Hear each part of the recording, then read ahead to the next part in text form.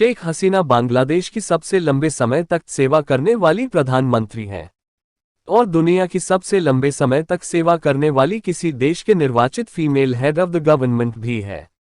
शेख हसीना बांग्लादेश के संस्थापक और पहले राष्ट्रपति बंगबंधु शेख मुजीबुर रहमान की बेटी हैं। मुजीबुर रहमान बांग्लादेश स्वतंत्रता आंदोलन के और अवामी लीग के प्रमुख नेता थे। वह अपने पिता के राजनीतिक काम की वजह से डर के माहौल में पली बढ़ी थीं। 1970 के पाकिस्तानी आम चुनाव के दौरान हिंसा के चरम पर होने और अपने पिता की गिरफ्तारी के दौरान शेख हसीना अपनी दादी के साथ रहती थीं। 1960 के दशक के अंत में ढाका विश्वविद्यालय में रहते हुए छात्र राजनीति में सक्रिय थीं। बांग्लादेश के निर्माण के कुछ ही महीने बाद सेना के विद्रोही अधिकारियों द्वारा सैन्य तख्तापलट के दौरान हसीना के पिता, माता और 3 भाइयों की उनके ही घर में हत्या कर देती है। हसीना उस समय अपने पति के साथ देश से बाहर जर्मनी में थीं। पिता के मौत के बाद उन्हें बांग्लादेश वापस प्रवेश करने नहीं दिया जाता है। 1975 के अंत में शेख हसीना को भारत द्वारा शरण दिया जाता है और न्यू दिल्ली चली आती है। 6 साल तक निर्वासन में बिताते हैं। 6 साल बाद 16 फरवरी 1981 को अवामी लीग का नेतृत्व करने के लिए नेता चुना जाता है और 17 मई 1981 को वे स्वदेश लौट आती है। 1981 में स्वदेश लौटने पर हसीना लोकतंत्र की एक प्रमुख और मुखर समर्थक बन जाती है। सैन्य शासन के हिंसा की निंदा करती है और सभी नागरिकों के लिए बुनियादी मानवाधिकारों को सुरक्षित करने के उपाय शुरू करती है, जिसके परिणाम स्वरूप उन्हें कई मौकों पर घर में नजरबंद रखा गया।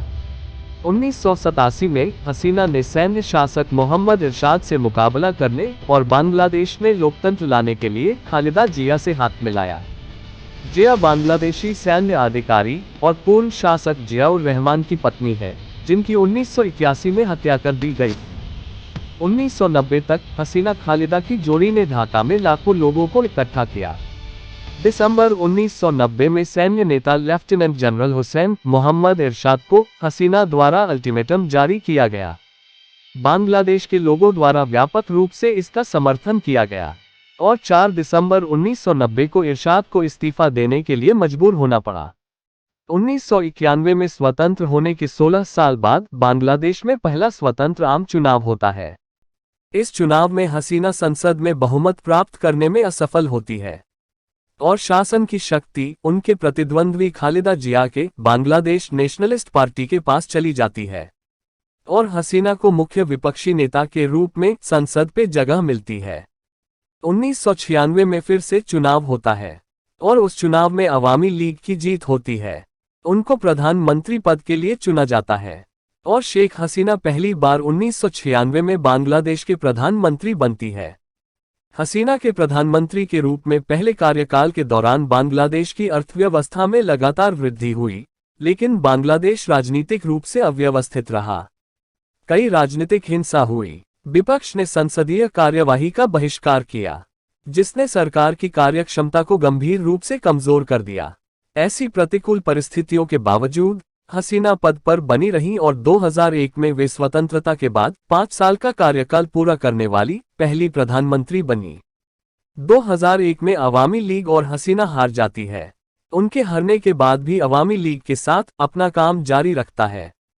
2007 में सैन्य समर्थित अंतरिम सरकार द्वारा आपातकाल की स्थिति घोषित और संसदीय चुनावों को रद्द कर देती है। हसीना को जबरन वसूली के आरोप में गिरफ्तार की जाती है और जून 2008 में जेल से रिहा किया गया। बाद में उसी वर्ष आपातकाल हटा लिया गया और 29 दिसंबर को आम चुनाव किया गया। हसीना और अवामी लीग ने संसद में ठोस बहुमत हासिल किया। 2009 में शेख हसीना फिर से सत्ता में वापसी की और उसके बाद लगातार जुलाई 2024 तक सत्ता पर बनी रही। 2024 जून के शुरू में निराश छात्रों द्वारा सरकारी नौकरियों के स्वतंत्रता सेनानियों के बच्चों को दिए जाने वाले कोटा प्रणाली को समाप्त करने की मांग को लेकर शांतिपूर्ण विरोध शुरू होता है। देखते ही देखते ये विरोध जुलाई तक हसीना और उनकी सत्तारूढ़ अवामी लीग पार्टी के खिलाफ विद्रोह में बदल गया।